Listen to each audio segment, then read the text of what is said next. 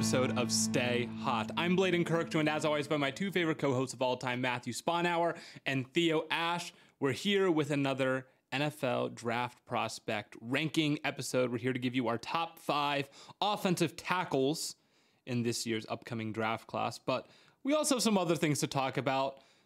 Some recent signings, some recent trades, just some NFL news as we get close to the start of free agency. But I think before we get into any of that stuff, and before I even talk about how you guys are doing, we have to have a discussion about whether or not we are done with the 90s. We're done, man. We're done. We're done. I'm glad everybody. Oh my! What's killed me about is the progression of all of this. So it's like, okay, some dudes, they go on, back to some games from the 90s and they start posting the lowlights of those games and being like, no, they were all terrible. Right. Which is a little bit ridiculous, but it's not any different than what people do now with current games. And it gets people all riled up and now, the 90s are trash. And they come to the conclusion that the 90s are less skilled than current ball, which is like true, right? Yes. And then people start saying, well, if you do this to Michael Jordan now, people will do it to LeBron later. They do it to LeBron now, man. It's something currently happening, right? So I've just thought the whole bag of please stop, don't do it to Jordan. I think it's funny it's as so ever. Funny. The idea that the players get better as the sport evolves, just like right over people's heads. I don't get it. Like, how is that not obvious? Right? Yeah, I think it is funny. First and foremost, it's just funny. It's a good bit. The original video where We Done with the 90s comes from is a hilarious video. The guy screaming and just saying that, like, that's such a good We Done with the 90s. It just rolls off the tongue. It was like built to be viral on social media. So yes, more than anything, I just think it's funny. But I do think that to some extent, agendas on NBA Twitter is like their equivalent to fantasy football in the football world, where some people just take it too seriously and all of a sudden it's like all they know about the sport. And there are a couple NBA accounts where you can't say, oh, fantasy and bio, but they look through the sport through like the same lens, right? Where they're just like looking to get jokes off on every single thing. And that's the thing about, like, yeah, it's all jokes, but sometimes with the NBA Twitter, like every single little thing becomes a joke, like every single little thing. And it does contribute, I think, a little bit to the non-ball knowing epidemic that social media has. So it's funny, but I also would caution against getting too carried away, because I do think like Michael Jordan played against plumbers is the weakest part of LeBron's GOAT case. Like we can't, like that's a bit, guy. Like it is a bit. Do not. Look, getting people to the positive of it is getting people to admit that the 90s are like, not as strong. Like obviously players are more talented, especially when I've had to hear all year, oh, defense is so bad because the players just don't care. That's why offenses are scoring so much. I've been hearing that all year. So yeah, recognizing that players are just becoming, better and better as the sport grows and grows. That's the positive from this. And the heel turn from, a lot of Jordan fans saying LeBron wouldn't survived in the 90s. That's the best era of basketball too. Well, you have to understand it's a different time. It's a different time. It's not this, like, that's great. The negative of it is, people pretending like Jordan can't be in the GOAT debate because he doesn't play in the most recent. Actually, Jordan couldn't open a door with his left hand. Actually, Michael Jordan well, that's had no left. That is a funny joke. Right. Jordan Poole actually would have put up 40 back in. And I think that the disrespect can go too far with the 90s basketball. I really do. Yeah. I think what Chilltown Hoops made a video responding to the Esquire Sports breakdown of Game 1 of the Lakers versus Bulls finals. He kind of ate him up a little bit. I can't even lie. Like at the end, the video is like, oh, look at the horrible defense. and it's just like Michael Jordan doing something sick, like blowing by somebody. And really that whole video is like Barry McCockiner has been doing that, right? I think that part of this trend is also the power of TikTok, because these kinds of clips and dialogue have been around on like YouTube and Twitter forever. And then someone brings it to TikTok, and all of a sudden, like it's a whole trend. So get on TikTok, because that was just a Barry McCockiner video that has been on YouTube for years, and it's never gotten 3.1 million views and gotten to trend on Twitter, you know? So non-ball knowers is not a trend. I know you just said it was like a social media trend, Theo, but people have been saying crazy stuff in sports media for as long as we have been alive. True. And really, I think there are more ball knowers on social media than like not on social media. Like you get to talk to people who are offline, and you could hear someone say like Zeke Elliott is a top 10 running back very easily. Yeah, like, I go to Thanksgiving and like my these family's are like all real, Steelers you gotta talk fans. To like, yeah, you gotta like talk they're to all like, Kenny Pickett's, he's the real deal. Yeah, man, I'm like, isn't on Twitter, and you'll hear some takes that are just crazy. So really, on social media, it's not so bad, I guess. But that's my only thing is like, it will get to the point where there's too much 90s slander, just like maybe there was too much 90s hype before. Like the answer is always in the middle. I can't feel any sympathy at all. I'm sorry. Too bad. I wasn't in the trenches in Ohio as a just screw that. Like we have to consider that maybe we're no, fuck you guys. Absolutely not. Are you kidding me? Like people have been talking about NBA players currently like they don't care on defense. How that even like that they entirely like all of them collectively have stopped caring on defense. Now maybe a star player here or there, okay. Like your average role player from the bench being like, you know, I need to make the league and do what I need to do, but I'm just not going to care because that's my generation. Like that to me is so much more obnoxious and so much worse. So I don't know.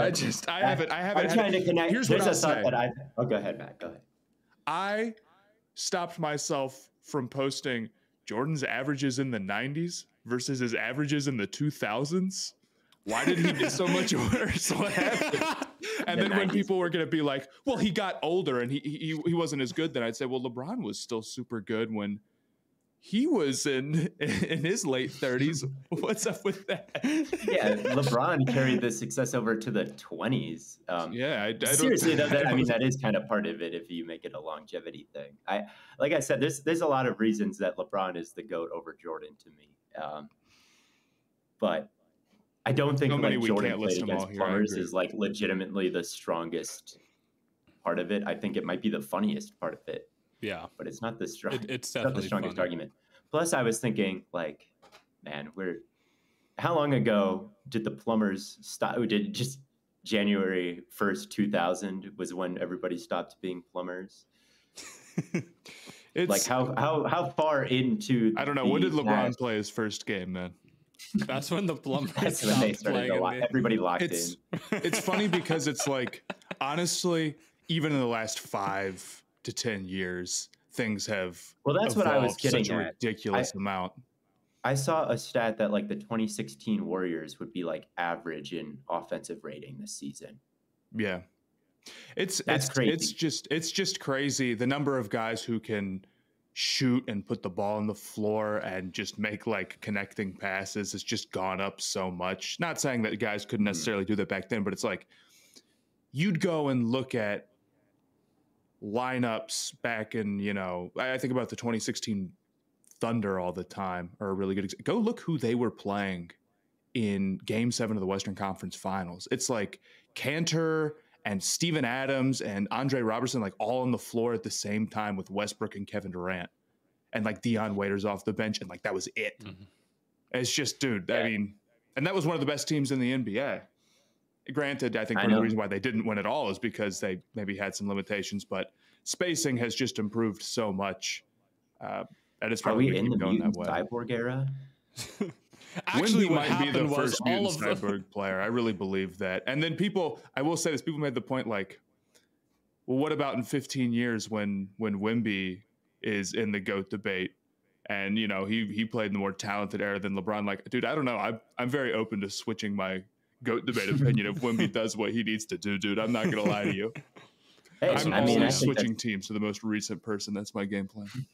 yeah. that might not be a bad game plan, but I don't know. I think it's funny to project to the future and try to think about all that. Will there be a time when everybody is just giant in the NBA, and then people will look back on Wembanyama and say, like, well, he wasn't actually like in today's era. Everybody is 7'6". Like Wemby wouldn't be that special. I could also see that someday being something against, but it's like impossible to know, right? Yeah, Right. yeah. Everyone will be playing till they're 40, and they'll be like, "Well, LeBron, that's nothing," you know? Right. Or something like, who knows what the fuck could happen. Yeah. I think the greatest threat to LeBron's GOAT case, I was thinking about this when looking at how good the athletes are now, is this being known as the doping era somehow. Like, it got so much better so fast.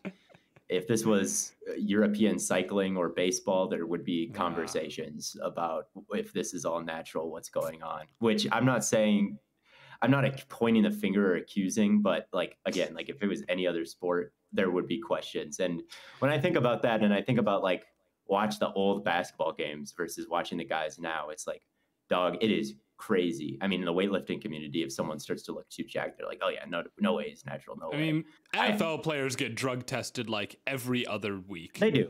So- And that's why I do have faith in the system. I think like I don't think that there's like some widespread conspiracy like why everybody's so athletic now, but I was thinking about it. I was like, if there's anything that could like bring LeBron's GOAT case down, it would be like the only thing that could do it at this point is like a steroid thing, but Wow. I don't think that's going to happen.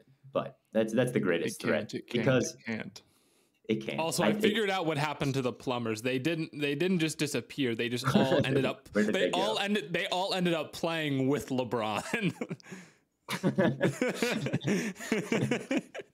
True. Fact check. They did. I saw the finals. They were on the 2018 Cavs, man. They were all on the 2018 Cavs. LeBron joined the plumbers and made them super team. He's that good. He wanted a challenge, you know. No, but there's been some NFL news going on. Kind of a lot. You know, kind of a lot. I think probably the biggest thing we could start with, or if we want to, I think we can start with Chris Jones. He got his deal done. So welcome back to Kansas City. They're probably going to be the favorite to win the Super Bowl again because of it. That was kind of the big thing that you were waiting on was if they don't bring him back, well, then maybe they wouldn't be your favorite. But like we talked about earlier, he's the centerpiece to that defense. And, you know, as good as they were as a unit, you need that star there. Like if the Browns lost Garrett, it would be hard to recover from that. Losing Chris Jones would be tough. He's worth losing Snead over. Yeah. It's kind of how I look at it. And really, that's my only reaction. Like, he had all the leverage. Mean, did we say on here maybe a week ago or whatever, or maybe last episode, we said, Chris Jones, you have to bring him back. It doesn't matter what it costs. You're going to have to reset the market. Okay, so be it. Go do it.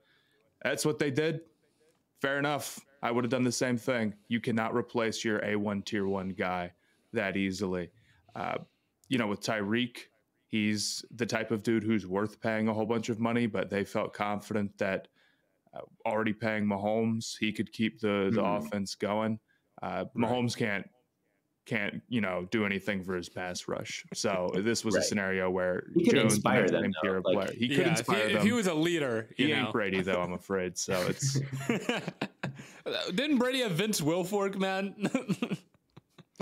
Wilfork, I don't know if he was Chris Jones level, but yeah, I don't know either. But this whole saga, I guess, has worked out quite nicely for all sides. Like outside of him missing the first game and the Chiefs losing, like he was asking for a crazy amount of money. I thought this offseason he didn't get it, which I thought was valid at the time. But he hit all of his incentives, ended up making a shit ton of money, and then got the long-term deal he wanted. Like I think everything from both parties has like made a lot of sense and just been a good marriage, honestly, up to this point. So yeah, it hasn't been without its drama, but Chris Jones has absolutely made bank, and the Chiefs need to have him to win these Super Bowls. So it's about as simple as that. Yeah, Let's move on to Baker, though. That's who I want to talk about. Baker Mayfield back in Tampa just happened like less than an hour ago. I'm still of the belief that this is what they should have done. They got a good deal for it. It's $100 million, 50 guaranteed. So I think that's nice. I think the big thing we were concerned about is him getting like Daniel Jones level money. But I think this is a good deal, especially considering you don't really have like the easiest avenue to get a new quarterback. That's kind of all I feel about it. Yeah. Daniel Jones was a 4-year, $160 million deal with $92 million total guaranteed. This is a 3-year, slightly north of 100, possibly with $50 million fully guaranteed. So it's definitely good to avoid the Daniel Jones contract. I don't think it's like a horrific deal, but I don't think I would have been very interested in signing Baker to even this deal if I was the Tampa Bay GM. I just don't think he's going to win you a Super Bowl, and there's no benefit to it. So it's like I think I'd rather like sign Sam Darnold for like way cheaper. I think your ceiling is the same, and if he's way worse, you're in a better situation long term. Maybe, but I mean, who keeps their job if you just go out there with Sam Darnold and you suck? Well, it's not about like I'm talking for the franchise here. Like I'm not. Maybe it is better for Todd Bowles, but I'm talking like, is this a W or an L for the fans, for the franchise? Like, does it bring them closer to their Super Bowl aspirations? Like, I think no. Yeah. Yeah. I can't call it a W deal or like, man, great work by the Bucs. Like it probably does. Maybe it keeps them from the depths of the league and out of the basement, but it doesn't completely guarantee that, right? Like if they. I mean, he played well last year. I mean, what? Sure, but Canales left, and Geno, I think, was way better than Baker before he got his contract, and even there, like I don't really think the buyer's remorse on Geno is quite fair, but there is a little bit of it, right? Like they missed the playoffs the next year. Like Geno probably wasn't as strong, right? Like Baker could fall off in that way. He could fall off in any kind of way. So it doesn't even guarantee you great quarterback play, does it? No. With what we've seen from Baker and it just ensures you mid quarterback play. So I just wouldn't have been interested in signing Baker. Like I think that he could have tested free agency. And maybe he would have come back to the Bucs, like maybe you could have worked something out. You could have seen like, oh, they don't have leverage. Couldn't get a $100 million deal anywhere else, which I think is very possible. Like, I don't think it was like a guarantee that Baker was going to hit like a huge bag in free agency if the Bucs were to let him walk. But maybe I'm tripping. I don't know. But I don't know. I would just be worried. Like it's fine. But if you lose Mike Evans and then you lose Baker and then you also lose Mike Evans. Like that team could become really bad really quickly. Yeah, is that bad? Is that bad? Or you could keep Mike Evans and let Baker walk. Yeah, I just don't think it's better. Like for a long-term perspective, this doesn't get you closer to winning a Super Bowl. It just keeps you maybe from being terrible. But I like the Saints get cooked every year for like building a team that is like mid and. Well, the Saints get cooked because they have no money and they how do they have no money? By signing big contracts all the time and having a bunch of old guys. And it's like the Bucs are in this. Like, do you think the Bucs have any shot to win the Super Bowl next season? No. So like, why pay for a quarterback? I mean. Like why? Like why do it? If you're the owner, like you're not going anywhere. Like why do you do okay? If you're the owner, you're not going. I don't know. I just don't think that. Why do anything then? I don't think re-signing Mike Evans makes him a Super Bowl contender. I don't necessarily agree Mike Evans that this is like a a franchise legend and a better player to me than Baker. So is Baker. Baker is not a franchise legend. He's there for 1 year. He is not a franchise legend. His aura. Look, the fans love Baker. I can't lie. Like maybe you know that Tampa Bay will not hate you for signing Baker, and so it's fine. And maybe the fans would rather see Baker be mid than Drew Lock be horrible, and then you get a top pick. I don't know. It's like I'm not calling for anybody's job here. I guess you could definitely get closer to being a contender if you were bad and you stacked draft picks, and then you were like able to find yourself in a position to draft a franchise quarterback. But how many of those teams even that do that end up being good? A lot of those teams that go through that cycle, are bad for a long time. Even Jacksonville, they got Trevor Lawrence. They haven't gotten anywhere close to a Super Bowl. Okay, but that doesn't mean you should be happy with being like mid. Who's a better team right now, Jacksonville or Tampa Bay? Jacksonville. By a better team right now? I don't know. How far off is that? It's not that far. I mean, Jacksonville missed the playoffs, I guess. I'm higher on Tampa Bay plays in the NFC South. Right. That's a good point, Matt. Okay, you can have your 2 free wins against. But what point are you trying to make with comparing Jacksonville to Tampa Bay? I'm just saying it's like because they're probably about even. Right. So I'm just saying, like, if you go and do this, like, well, what is the Super Bowl winning success rate on a Baker on a mid-level quarterback contract? Right. There's 0%. Right. I don't believe that's ever worked ever. Yeah, probably not either. But I guess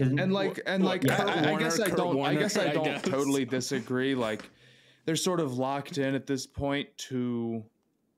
They're almost like the Sacramento Kings, sort of, of the NFL in a sense, where last year making the playoffs and like winning a game feels pretty fun because the expectations were we just won a Super Bowl and we lost, and like that's kind of, or we made a Super Bowl and we won. I'm sorry, and now we've lost Brady and we could be bad for a while, so the expectations are low, and doing that is cool. Mm-hmm. But after a year or two of, maybe just fighting for a really weak division title and maybe sneaking into the playoffs, that becomes a lot interesting if the team isn't growing and building. And I think signing Baker and being like, he's our guy for the next couple of years probably stops you from growing and building because I don't think he's the greatest quarterback. Sacramento is sort of the same. Whereas they had a very long stretch of being bad, so the expectations were low. So just making the playoffs was interesting and fun and exciting and being good in the regular season.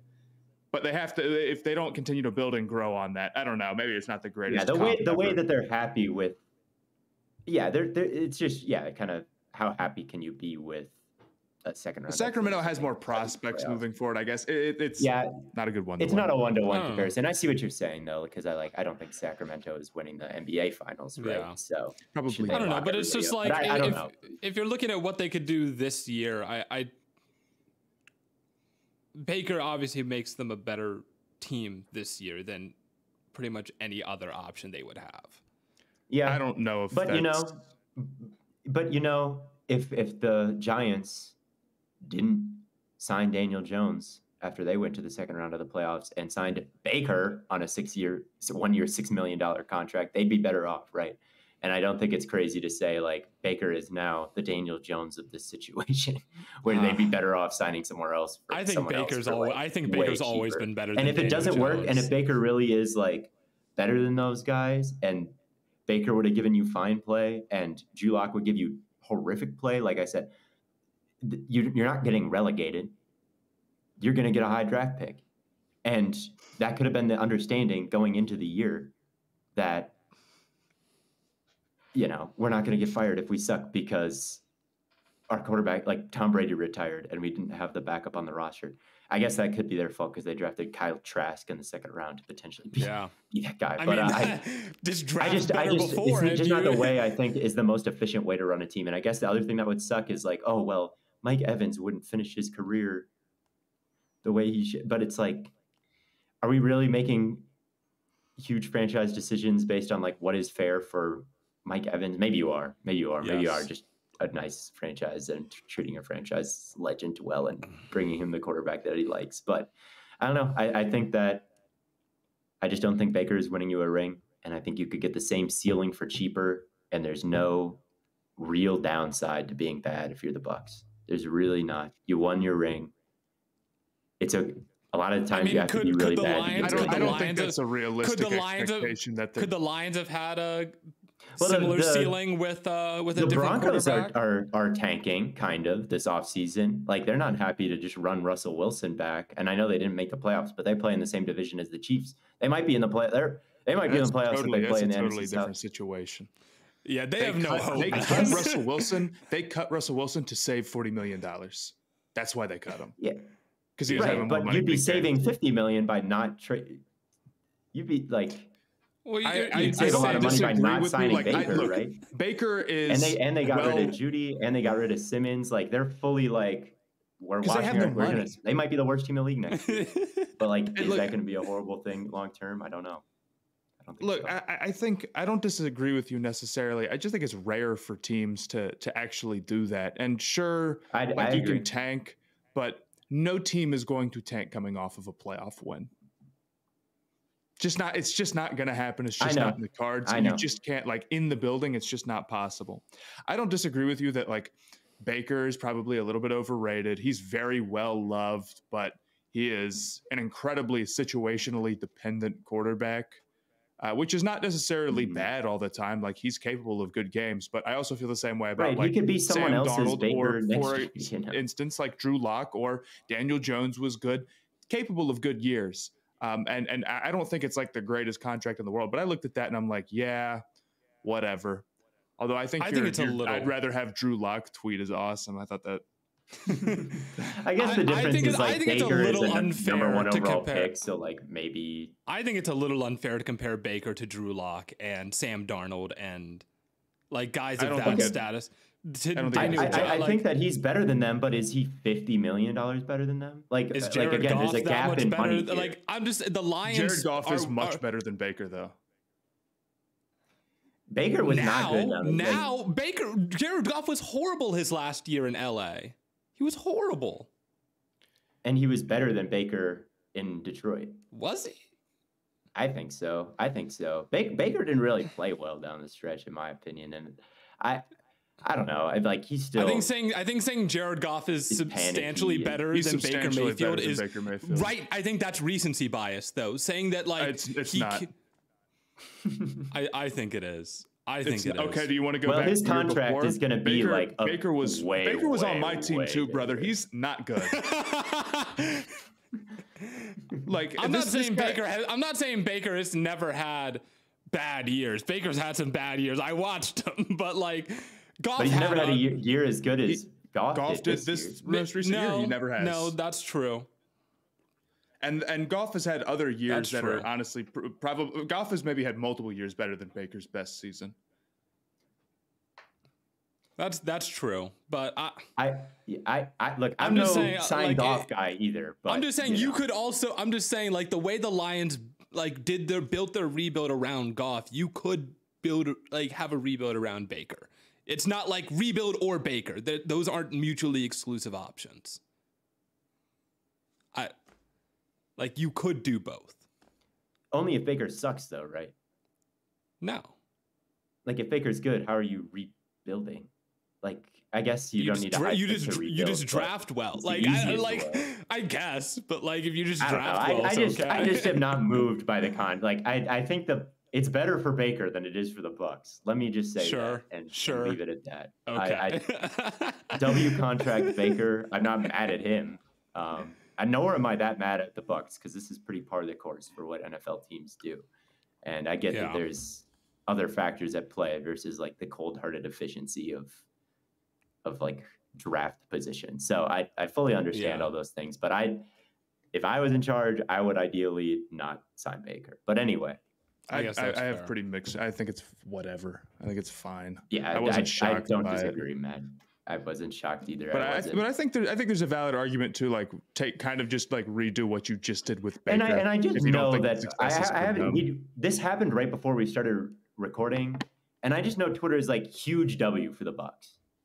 Yeah.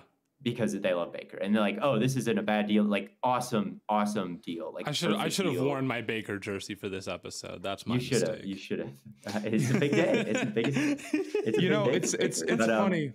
But that's where I'm like pushing. I'm pushing up against what I imagine Twitter is like right now, which I have not. It is. I actually went and glanced at your Drew Lock tweet because, Oh yes, I just said that. Here's what I'll say. I agree that it's not as bad as the Daniel Jones deal, and I do think Baker is better than Daniel Jones. But ultimately, yeah, I might agree with that. Ultimately, like the problem with the Daniel Jones deal is that Daniel Jones is your starting quarterback. Now, Daniel Jones could be on the minimum next year, right? And that would make it different. But like ultimately, if you are in a contract that puts you in a position to have a guy who is not good at quarterback, like that's your problem. And I feel like if Baker maybe isn't as much money and maybe is better, but I wonder if it still leans more Baker is kind of game managery and he's not super consistent and he's more reliant on the rest of the offense and he's not really elevating you. And if you have a quarterback who's not really elevating you, maybe that's more the problem. But I don't think it's as bad. They just made the playoffs. They could do it again. I don't think next year's quarterback class is super strong and then you're only tied for 2 years. So I guess I think it's fine. I think it's fine. I didn't expect them to get aggressive and like not keep him. Yeah. No, it's unexpected this. I don't think it's like a disaster because maybe I might pick them to win this out this year. Like, probably. But I mean, this division is not great. So, I mean, he's probably still the best quarterback in the division. So. Though that's not saying much. Is there any other big news we wanted to hit on? Jeudy to the Browns. Jeudy used to be. I've always been a big Jeudy fan. Just like when he came out of Alabama, I was just like, oh, this guy rocks. He was just such a killer route runner. And I've recently, every year, I feel like I get less and less enthusiastic about just like elite route technicians because the hit rate on those guys is so low, and Jeudy has not been the greatest NFL wide receiver. But I don't know. I do agree the Browns just need a lot of options at wide receiver. It does feel like it's just a lot of Amari. And like that's kind of all Flacco had a lot of success with was like fucking Amari out there somewhere. And then Njoku had, some big games also.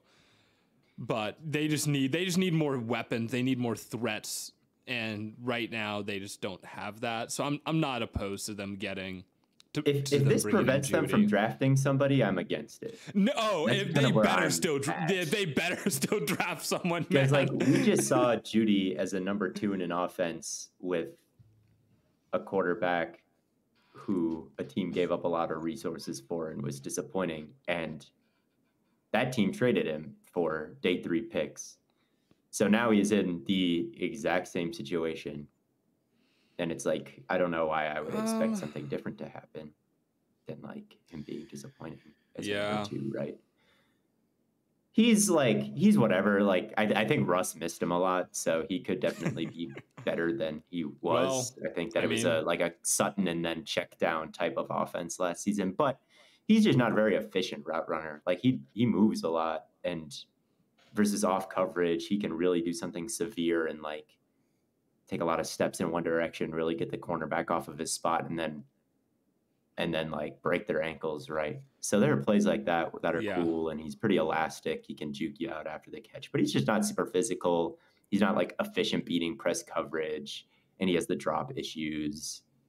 Right. Like he slips on the turf a lot. Like he's just not a consistent number 2 at all. So it's whatever. Like you said, Blaiden, like the Browns receiving room needs a lot of help, and I could see Jeudy being an upgrade somewhere, but like if their plan is him wide receiver 2 with Watson, like I don't like that. Yeah, so we'll see. I don't even know if he'd end up being. I mean, if we're just talking about offensive weapons, he's like, it's what Chubb, Cooper, Njoku, True. as the top 3. So he's like at best your 4th option as far as getting the football.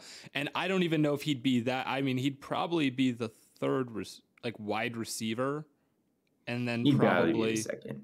You think so? Over who are you putting over him? Who is our rookie? I can't remember his name right now.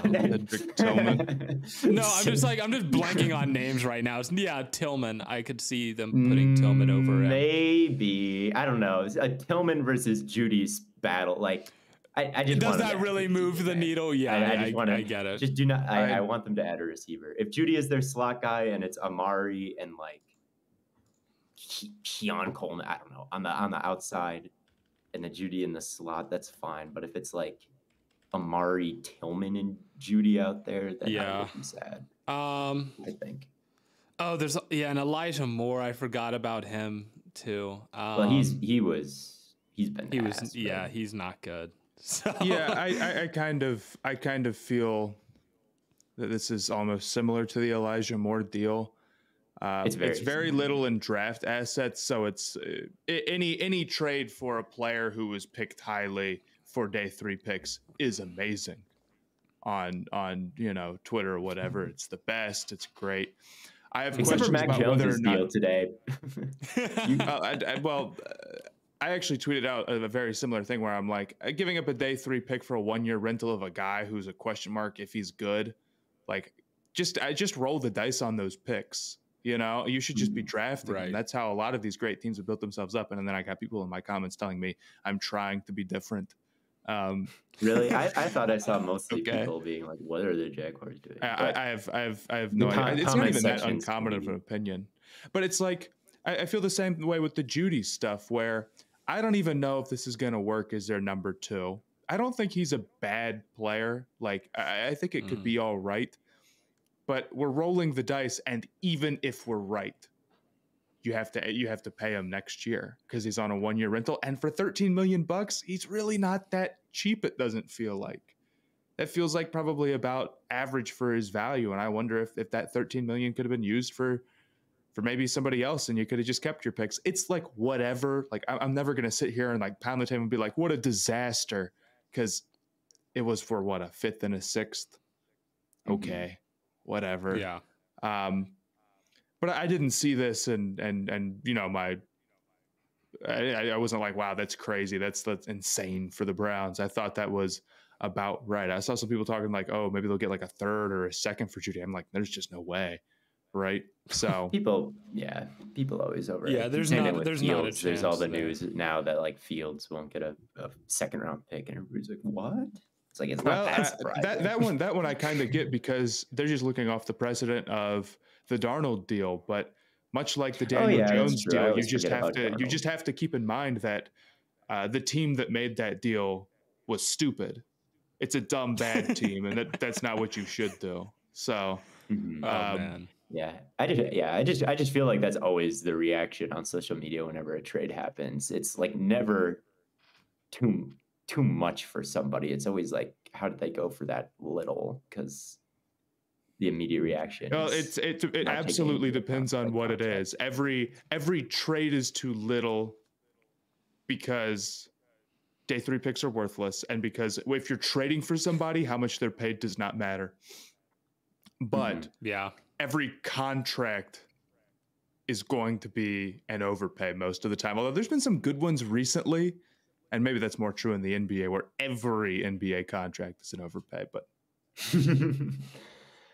yeah, the NBA has luxury tax, right? So they can afford to. Yeah, and then every trade up in the draft is bad, and every time you take a position player over a quarterback, it's bad. Okay. Have you guys heard? So when I started saying that, like, the Bears should trade up for like a receiver so that they can like ensure that they get one, people were like, well, you have to convince a team to trade down. All I hear people talk about is how teams should trade down. Mm-hmm. But now that like I'm suggesting that a team should trade up, all of a sudden it's like, well, it's not that easy. And I'm like, I feel like trading up is easier Then Yeah, I feel like the trading media down. always cooks teams that like trade, like Will Anderson including us. Yeah, no. We're the media. What do you mean? What do you mean? We love that trade. Like cooked for trading. I don't know. I agree. Like if anybody has an analytics team, it would be easy to convince them to like if anyone leans into the analytics of it all, it would be easy to convince them to trade down. So, and it's very possible, like you go through that. But again, if you have conviction on a player and you know that he's good, yeah. But yeah, I've also seen that take floated around in other places, Blaiden, that maybe they could trade up to. I don't think it's been a report, but it's just like an opinion. Like, why don't they do what did last year? I've seen it in a couple places now. But anyway. Yeah. This I episode do want to talk about. I want to talk about the Jaguars real quick. Because I want to ask, what the fuck are they doing? What are they doing? What are they doing? I am, and the Mac Jones trade is whatever. I don't care that much. But I'm more concerned about them extending Scherf and Cleveland on their line. Their line is terrible. Yeah. And then they spend a sixth on a bad quarterback. What is their offseason is off to a horrible start, is it not? Like, maybe Mac could be better outside of New England, and the 6th-round pick is worth it. Like, I'm not even. Is he gonna play? I mean, is he gonna play this year? Probably not, unless Trevor gets hurt. Yeah, right. Like I don't even want to talk about that, but I want to talk about that basically everybody but the center is locked in to be their offensive line next year. What are they doing? Why are they doing that? And their coaching staff is Press Taylor still there? I believe that he is. And Doug Peterson is still there. Yeah, I have no idea. I don't know why they're spending all this money to keep an offensive line that's not good together. At the minimum, you could spend no money and have a bad offensive line. Just go get different guys for cheap. Right. That's what I would do. Round pick that you used Mac Jones and like use it on a bad left guard. You can do that. Yeah. Like, why did they give up a pick and extend Cleveland? It was maybe he's way better than giving him credit for. I've never watched him and been like, dog, that's a good starting guard right there. Maybe PFF likes him or something. I don't know. I've never said that they did. I think they said it was bad. I couldn't remember. I think so. That's the last thing before we talk about these tackles. It's just super bizarre for them. PFF did not like him last year. Okay. So, and they saw what I was seeing. Just super bizarre for them. I 100% agree. So. Yeah, I don't know. And you know what? I don't know what they're thinking this offseason. The whole Mac Jones thing stems from like the backup quarterbacks or super valuable stuff. Mm-hmm. I think we're maybe starting to overvalue backup quarterbacks. Is that a take? This is our fault. This is our fault because we said this with the Bengals last year. We're like, oh, they should have invested more in their backup, but I don't think so. But they didn't, and their backup was like backup level, right? Who was the star backup of the year? Joe Flacco. The Browns didn't invest in backup quarterback. In fact, their mistake was the guy that they did invest in and use a draft pick on was terrible.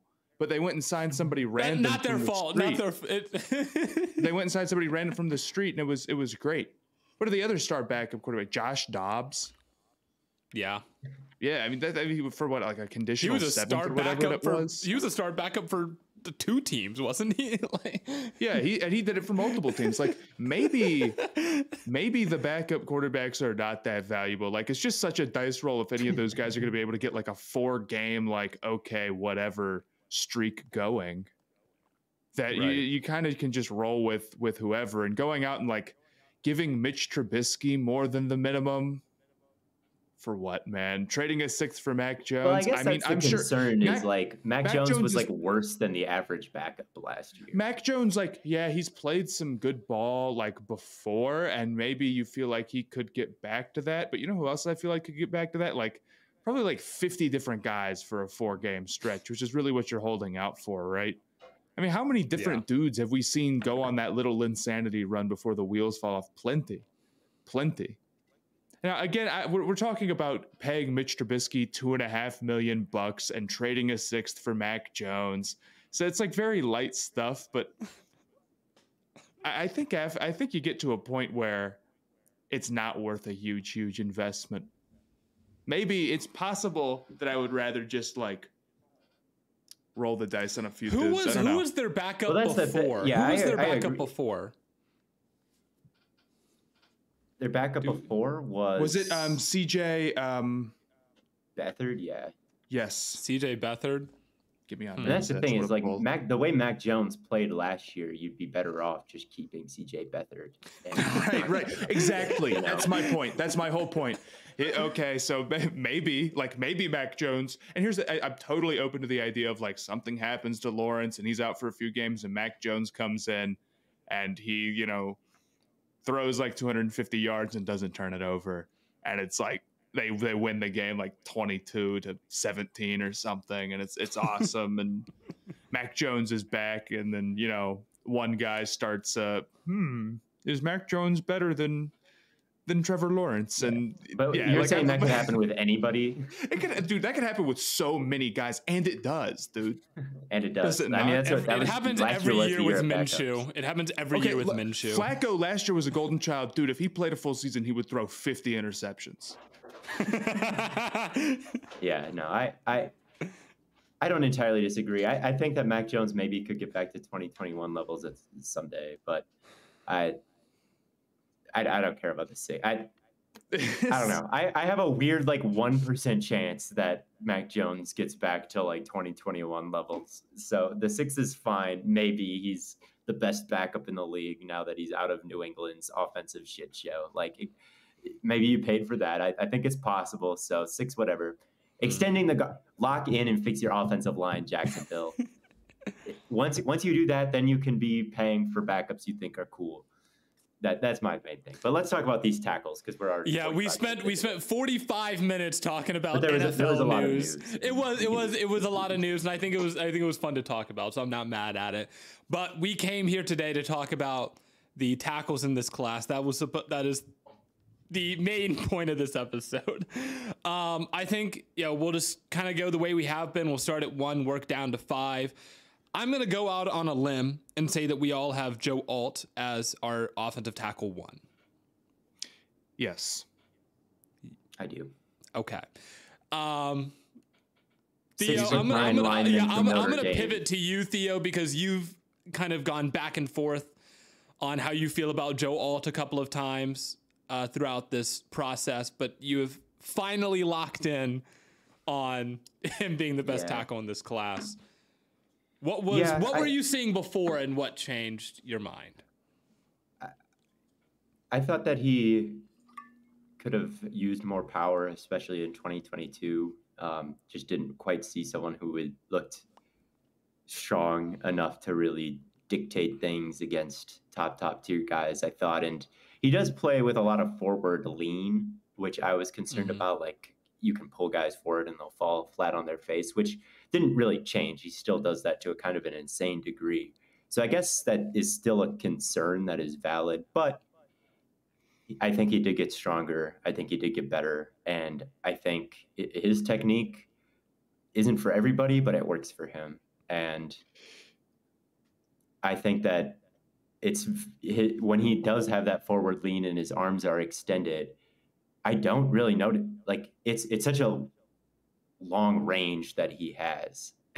Like he can just reach out and it's very hard to get around him.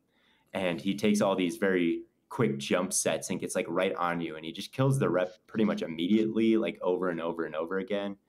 And I love that. And I just didn't really see him get like push pulled left and right or like on the ground. It just doesn't happen to him. It's like nobody actually pulls it off. And he's a very weird player to watch. He's definitely like one of the weirdest top tier tackles. I like weird. I like guys. I'm not saying in a bad way. I'm just saying like it's a little bizarre because his legs are so long. Like he doesn't even really, it feels like stretch out that far when he's trying to set. So and the way that he like places his hands instead of like really like punching, like not to say it doesn't work, but it feels like much more of a placement that it looks like he's not trying. Like all of those things combined, like it just looks like he's not going that hard. He's sort of just like walking out to where he needs to be and he puts his hands and it works. He makes it look easy, but it's very bizarre how it all comes together. But that's what you want. You want a guy. Nobody else can do. can do it. You want a guy that makes it look easy. I don't know. One thing that kind of always, stuck with me, especially in the Ohio State game, is he just feels so patient. It's like he's willing to let someone kind of enter his frame because he knows, like, I'm bigger, I'm stronger, and it's like, if you get in here, like, you're not gonna like pull me, drag me to the ground. I can just absorb you a little bit. He does just absorb him. He just eats counters. Like, I see, it must feel like he has 4 sets of hands when you're going up against him, because he'll get his hands on you really quickly, and then you'll try to swipe them away, and either they just like stay connected and don't move anywhere, or you move his hands off of you and he just like puts them right back. It's just as calm as can possibly be. Like, you never see him like a big move, like a big swipe, and he like goes flying. It's like, it might swipe his hands away. You might be free for like 1 second, and then he just right back at him. And it's got to feel like, what did I just expend all that energy for? You can't long arm him. You can't long arm him either, because he's got super long arms too. It's like, yeah, he's got the snatch trap, and I've seen guys like almost try to pull him, but like as they're doing that, he just like brings his fist down on their elbow and just like breaks them.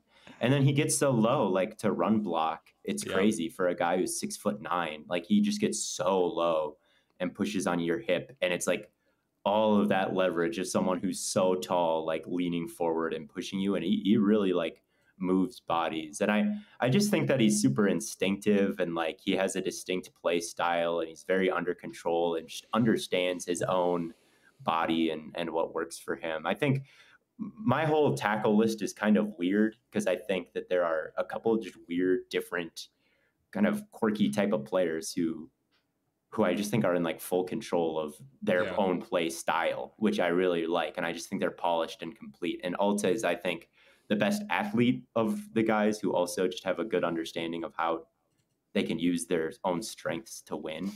And I don't know, he's like 6'9", and he's like, he ran the 3-cone, he did the agility drills, and they were elite. His 10-yard split was elite. Like, he's got a great anchor. Like, man, he's young. He's incredibly young. He's too. super young. I think he's a blue chip prospect. Like, I think the Patriots could be considering him as soon as number 3. Mm-hmm. I don't think it'll happen, but like, that's not a bad take. He is really good. He's a blue chip guy. I do. And Harbaugh at number 5, like, if he wants to, it wouldn't surprise me if he wants the big, like, special line prospect. I really did come around on Joe Alt. I wasn't sold on his technique early, but the more I watched him, the more I thought I appreciated what he was bringing to the It's table. unconventional. It just doesn't matter. Yeah. I think I was. Yeah, I think that it's good. It's almost good to be unconventional a little bit. So he is my OT1. No one would expect it, People are looking for certain trends and tactics, and you come out with something a little weird, they're going to be like, oh, especially if you're good at it. So we all have all at number 1. Theo, you said your list is kind of weird. Matt, I'm not sure how weird you went here also. I know we were talking about it. Okay.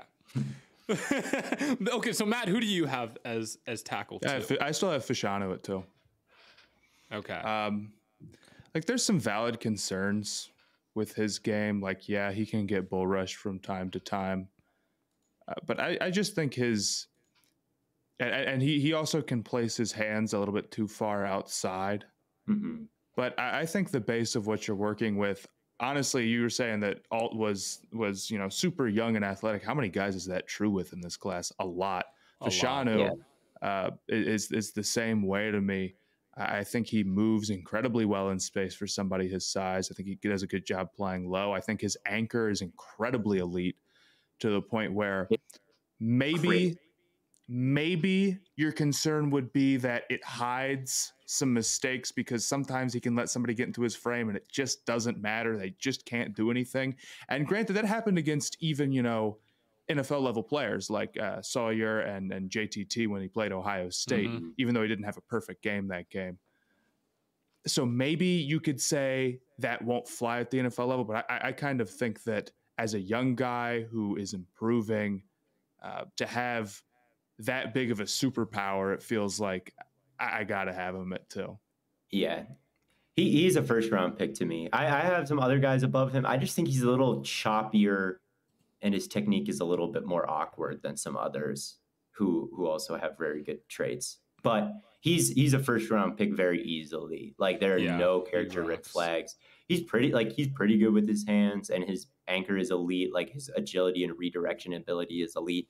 Even if he remains kind of awkward, and I don't think like his kick slide is like always the most silky smooth even for the type of athlete he is, and like little adjustments at the second level, I think he's still very much getting the hang on. So there's some guys who I just don't have really those concerns about them with. But Fashanu, I think you can take him in the first round and really it's good process. Top 10 even. Like I don't know if I would want to. I don't know if I have a top 10 grade on him. I could be swayed. I don't think it would be a bad pick. He could be because swayed. There's like not 10 guys that I would give like a top 10 grade probably. But I don't know. I do like Fashanu. I just think that he's a little bit. There is a lack of polish and there is a little bit of awkwardness in his game that I don't see with two other guys, I guess. So then who do you have it to then, Theo? Oh God. I have the Washington offensive tackle, Troy Fautanu. Oh, that's a hot take. I know. That might be a hot. Yeah.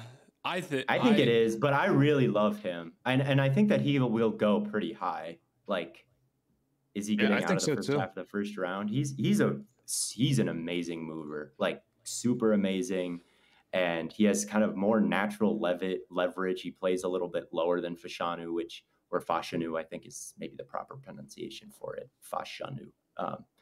But at any rate, back to Fontanu, whose name I looked up before the recording, and now it has left me as I'm thinking about the other Anu now. But I'm sorry, Troy, Mr. I'll just call him Washington.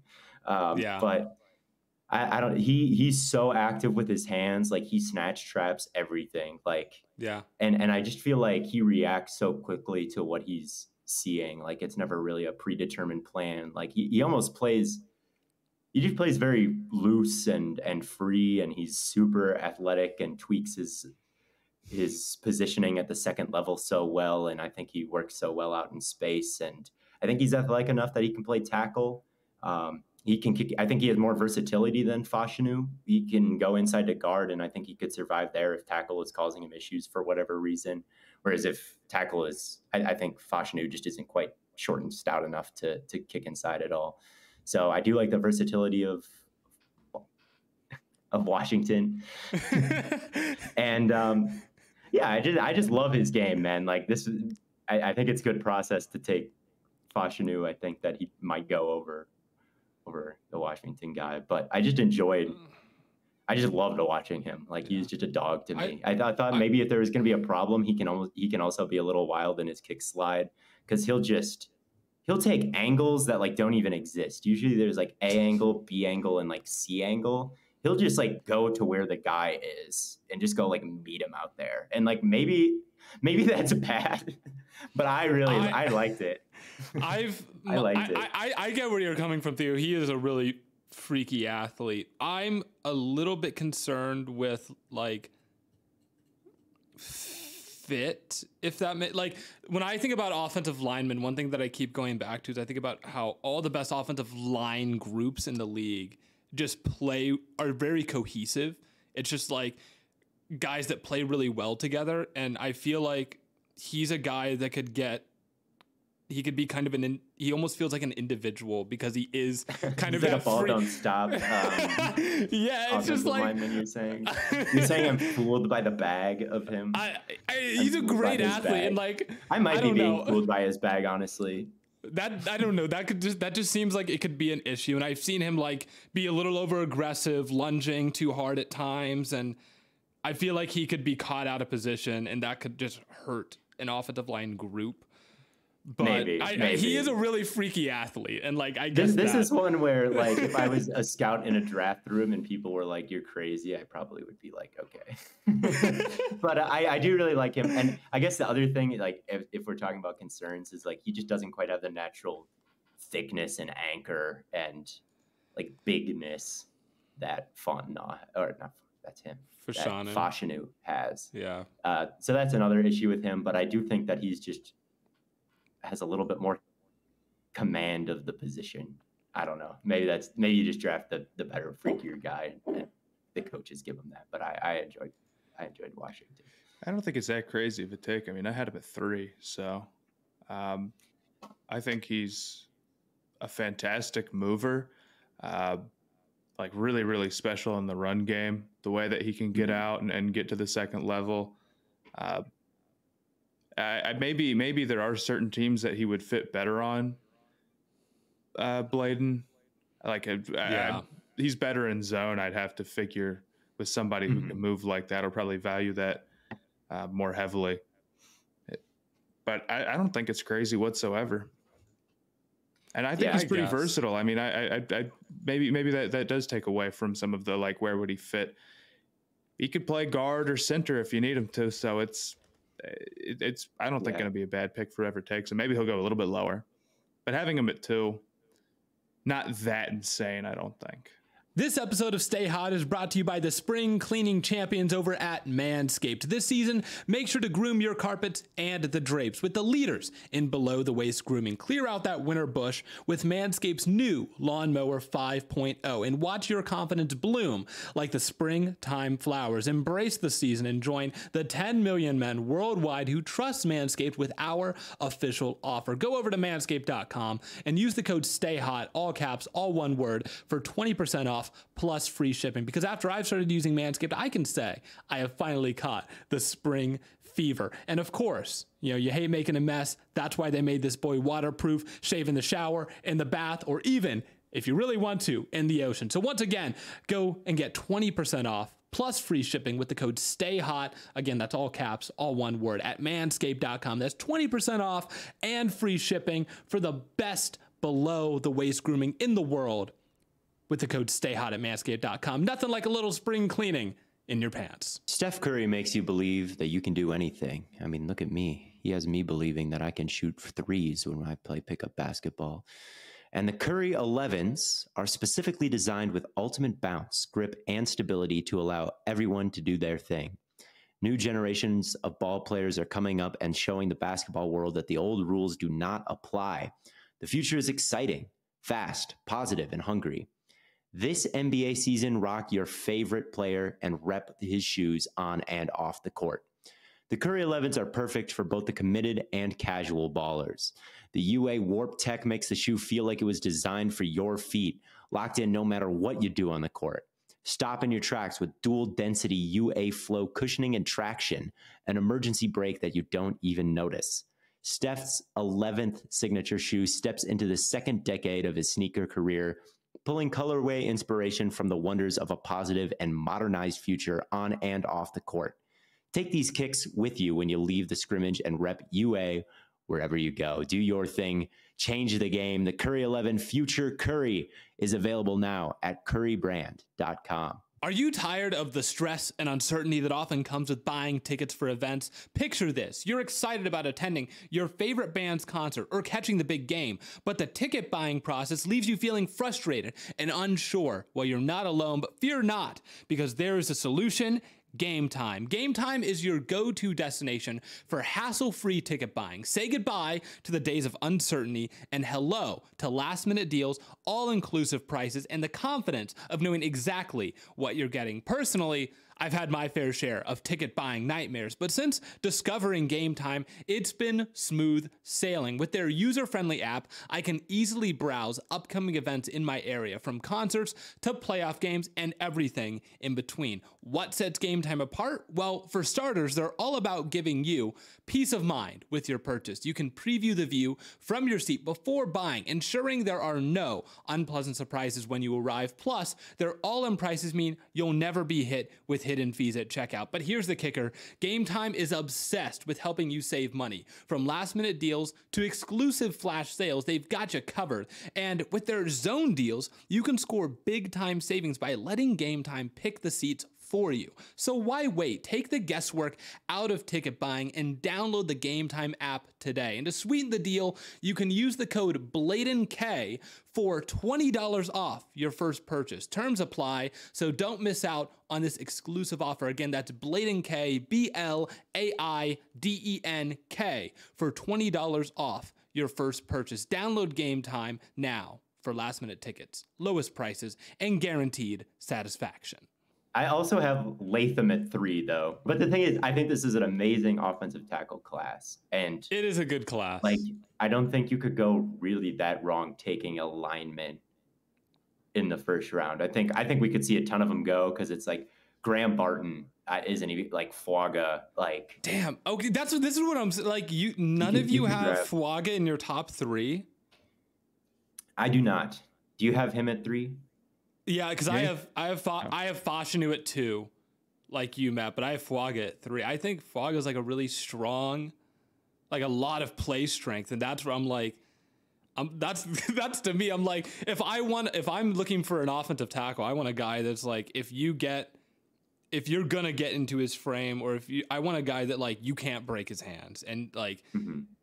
Like he locks onto you, and like there's no getting away, and yeah. To me that's Fuaga all day. Fuaga has some really nice power, and he's so good with his hands. Yeah, he's 330 pounds or 334 pounds, something like that. So he's got some beef to him. But everything you just described, I think Latham does way better. Like Latham's power is different. Like Latham is just pancake on pancake. He'll get on, and his grip strength is about as good as I've seen. He's bigger even than I like Latham too, and like Bama players are just generally a good bet. Yeah, well, not a Bama offensive lineman recently. In recent years, yeah, I guess Leatherwood and Large and Evan Neal. Yeah, and Evan Neal. Yeah, really bad hit rate recently. But I don't know. I loved Latham. I thought his for a big guy. Like adjustments at the second level seemed pretty easy for him, like super like buttery smooth kick slide and like some decent redirect ability.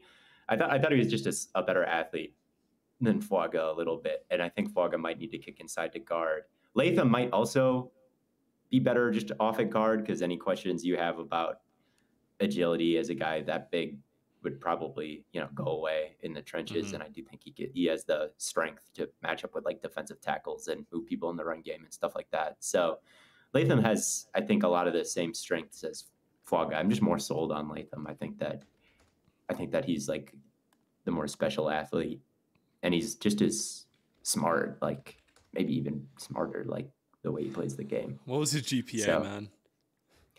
I don't know what the GPA was. The Wonderlic. Latham did have 35-inch arms. He's massive. He's probably bigger than Evan Neal is, like in terms of like functional size. Evan Neal is taller, but Jesus. I know that Latham weighed in bigger and has, I think, a longer wingspan and bigger hands. So like the guy is gigantic. 342, 35 and 1/8 inch arms and 11-inch hands. Is that a record? 11-inch hands? It can't get too much bigger. I have never seen. I don't know if I've ever seen 11-inch hands in the NFL before. NFL. I'm sure it exists. I'm sure it's hand size record. I don't think that it's the record at all. But no, it's not. Okay. Top percentile, probably. Oh God, yeah. Someone had 11. Yeah, it's 11.75 inches shared by DeForest Buckner, Gosder Cherilus, and Moali Cox. Gosder. That's a name that just like stirred a very deep. Did that like aggravate you, Theo? Are you gonna be okay? Like, do I recognize that name? Are you gonna be okay? I don't know, but no, I don't have Fuaga, but I think Latham is like the better version. Is he in your top 5? I don't know. I'm gonna decide right now. What do you mean? I've been debating Mims or Fuaga. But who is your guys? So let me go through this. So I have Alt, Fatanu, Latham, Fashanu. Yes. I have alt Fashanu Fuaga, and then Matt. Who did you have at 3? Who's number 4? I think I'm the only one who said 4. Well, Fatano, and then I have Fuga at 4. Okay. And I have Latham at 4. Theo, I agree with you on Latham's play strength. It's great too, but I preferred Fuaga just a tick.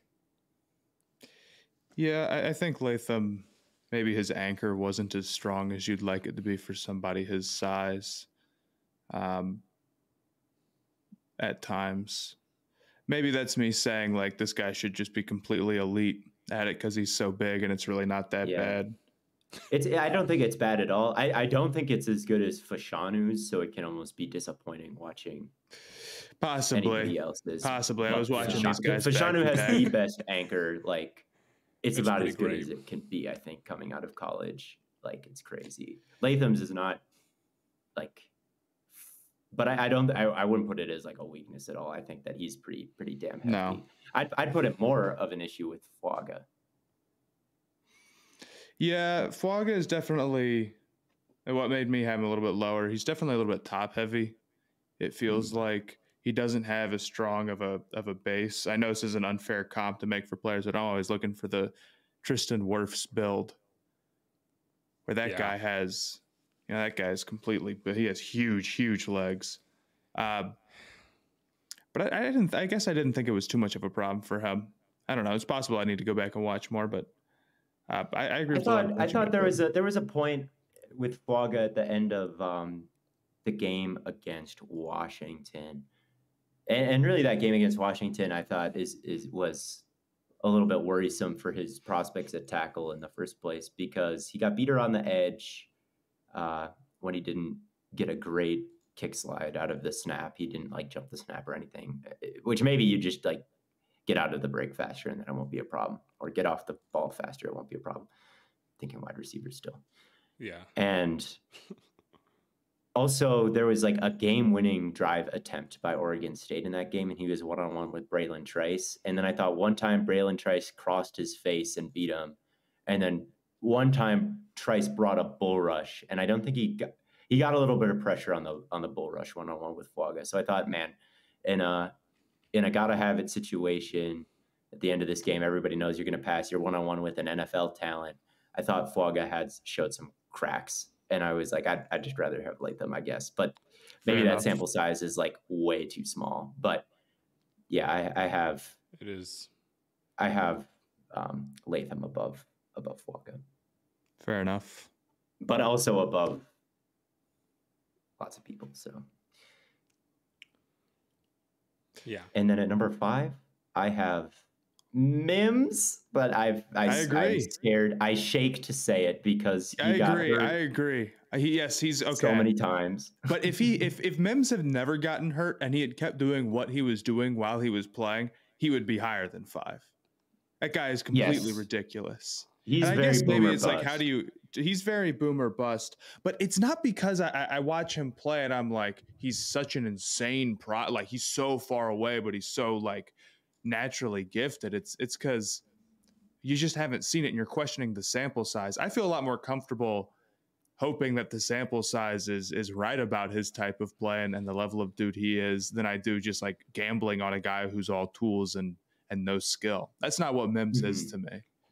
Yeah, I think there's one guy who's very toolsy and not that's like he's not. I think he's way more complete than like Tyler Guyton out of Oklahoma, who I watched and I thought he was like miles. He was like miles away, and I got the athleticism, but I thought he was miles away. And then the BYU guy was like super fast and he had tools, but he was kind of getting beat left and right too when I watched him, or I was making negative notes. When I watch Mims, it looks pretty damn good. I think sometimes when he's run blocking, he can focus too much on like if there's a combo, just pancaking the defensive tackle, and then like no one will touch the linebacker. I'm like, okay, you need to climb, buddy. But outside of like those types of plays, like I saw a lot of good with him. Like he's so huge, but again, he's pretty silky smooth getting out of that stance, like moving really fluidly, like again, like making contact at the second level. Like I almost liked his tape better than Fashanu as well, or maybe even anybody. Like if it was this for a long time, he'd probably be OT like maybe one and a lock for the top 10, but we just haven't seen it. And then he gets hurt this year. He comes back, plays like 2 games, and it's Alabama, and he gets hurt again. And he shows up at the combine and he pulls his hamstring or something like that. It's definitely a concern, man. He's just like so big, and like sometimes I think he can almost be a little bit. I think you might be talking to me into having Latham over him, and not. I would be more of a proponent for Latham over Fuaga, but here's the thing, dude. It's like you do got to play. And being like not completing a full season at Georgia, pretty much not putting together like 8 starts in his whole career, putting together a bunch of starts and then getting hurt at the combine. It's like, dude, there's just some guys where they can't stay healthy. And I'm not saying it's his fault or like he's doing anything wrong. Like the guy is like 6'8", like 350 pounds, whatever the hell, just something like totally ridiculous. And then you're moving all that weight at an incredible speed. Like and he's getting lower body injuries. I think his foot has been bothering him, right? Yeah, man. I don't know. Maybe it's not that I'm questioning like what you see when you watch him. It's just how heavily do you weight that injury proneness? And the answer is probably pretty damn heavy. Yeah, I think you don't want to leave the first round with nothing. And I think that when you draft Mims, it's like you're like you need to be really, really clear on the medicals. You're really taking a risk. Exactly. Yeah, and there's so many other tackles this year too. Far. It just feels like, man, you don't like Latham, you don't like, I don't know, whoever. I'm still putting him in my top 5 though, because I think the ceiling is ridiculous. It is. Yeah. I put Fatanu at 5, and it's literally, I'm just like, I agree with you on the whole, like Mims could be like that special, and I'd probably prefer him as like a player, but you can't discount that injury. It's if so you're just scary. Stacked and you need it, like, I don't know. I think that it just depends on where you feel like you think your roster is and how big of a swing you can afford to take in the first round. So here's my question. If where do you think he would end up getting drafted? I could see maybe a team like the Packers taking him, honestly, just because Green Bay has 11 picks. And like that's like a crazy amount, right? So maybe they think we could still have a good draft. We could take a big swing in the first, and then you have all these other picks to get. If you have like a shit ton of draft picks, and you think like, okay, let's swing in the first round, and then if we miss there, we have all these other chances. So I guess I don't know the draft capital for every team off the top of my head, but if I was a team with just like more picks than anybody else in the draft, like there's only maybe we have the most, maybe we're top 7 in draft picks. I think that's where surely one of those 7 teams. But if you're trying to that's like, when I would like to take Mims. If you're like struggling picks, at offensive line, I don't know.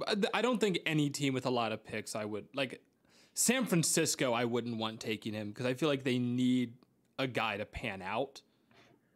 I would want San Francisco at 31, and the rest of the roster is that good. And I don't know. I would take Mims if I was San Francisco at 31. I'd run that card up. Like, I mean, they are about as that is not the team to be drafting an injury. That is not the team to be drafting an injury-prone tackle, man. You're already here, man. Like, maybe not. I don't know. They need a right tackle. So if they took Mims, I wouldn't be like, well, that'll never work. He'll get hurt. It's tough to know the value on guys like that. But I think that like once the blue chippers are off the board,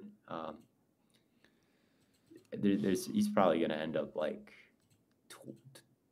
20th or so ish range on my big board, I would say. So I think a first round pick is okay on Mims, but it's definitely a big swing. And I think the other guys are a bit safer. I think Fuaga is safer as well, honestly, but Fuaga just to me is some of the athletic concerns that make the safeness of him slot in below the ceiling of Mims. But I can see it. Fuaga is like probably not that far. Like I'm not crazy low on Fuaga again. I think tons of guys could go in the first round. And and Graham Barton is nice too. And you know what? If we're looking at like a good class of a position, it's honestly it's probably more fun to just have like an erratic list and I feel like you're not even that like ridiculous. I don't know. I think all of these guys are going to go crazy high. Like I don't think Latham is going to slide to the second round or anything like that. I think that he might be gone in the top. I mean, I've seen Mel Kiper and Zerloin mock him top 10. I don't think I wouldn't take him like at 5 or 6 or anything like that, but I could definitely see more tackles going in the first than receivers. It's just a really good draft, I think. I think the first round of this draft is just really strong. Yeah, good year for quarterback, really. Wide receiver is good. Corner is good. Tackle is good. Tackle is good. Byron, there's 2 good first-round defensive tackles, I think. After that, there's a top-tier tight end. I honestly, there isn't maybe a top-tier edge rusher, but I really like a lot of the higher-up guys. They're certainly not like you're reaching on like a third-round value because the year is bad with Verse or anything like that. Mm-hmm. Maybe he's not a top 10 player, but yeah, I agree. I do think that this is a very nice draft. Yeah, wonderful. If your team comes out with a bad player, it's wonderful. Their fault. Mm-hmm. And and JJ McCarthy is going to go number 4 overall. They're saying. Yeah, that's they. I was. He's going to go number 2. Out something along the lines of yes. Hearing the first 7 picks will all be quarterbacks. Hearing the first. Bo Nix is crept into the 5th overall. Sam Hartman is creeping up boards, and he's going 7th overall, buddy. We're actually going to see 5 quarterbacks taken in the top 10. Yeah. Rattler making a run at it. His pro day. We might cook. Yeah, that wouldn't be a joke. That'd be real life, though. He will be a Carolina Panther, I fear. At 33. No. All of these taking a quarterback 10th overall when you could just sign Felipe Franks for free. Hold on. You might be cooking. Bad process. Didn't he transition to tight end though? Or like he could come back. Or Taysom Hill. Taysom Hill. Oh my God. He's way better than that ball hog. All these teams trying to draft quarterbacks high and sign all these guys to big contracts when they could have the Matt They Corral, could just have Felipe Franks, Desmond Ritter room for next to nothing. I don't know why they wouldn't do all that. I'm saying is, all these teams are talking about drafting a quarterback when Matt Corral is Matt Corral, Felipe Franks, and Desmond Ritter could be your future. That would be hire us to make your decision. Sign Michael Thomas, trade for J.K. Dobbins. Fellas.